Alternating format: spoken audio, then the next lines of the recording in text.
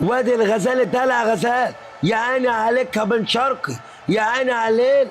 وادي بن شرقي بيحطها بعد ما عدى من يحيى زكريا لايمن زحزوح، وادي بن طايق وهوبا والتاني ابلع يا شناوي، ابلع يا شناوي. مش كل الشناوي يتقال له يا شناوي، مش كل الشناوي يتقال له يا شناوي.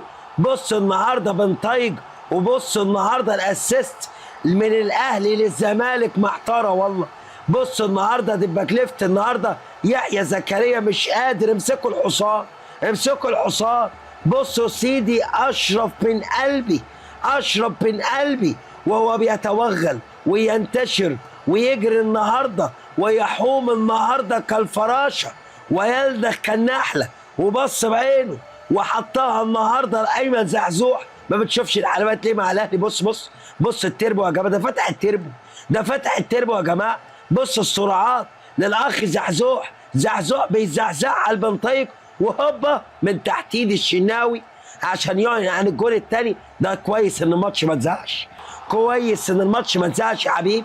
يعلن عن الجول الثاني للمنتخب المغربي، الاولاني حط الزحزوح والثاني حطه الاخ بنطيق.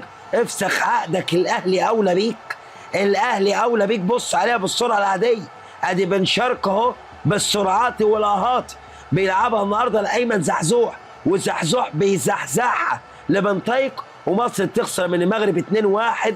ادي بنطيق لاعب سانت تيان والرجاء ولاعب نادي الزمالك اللي عنده مشاكل ماديه في سخاده بقى. الماتش ده انتهى 2-0، والهدف دوت مش هتشوفه غير عندنا هنا.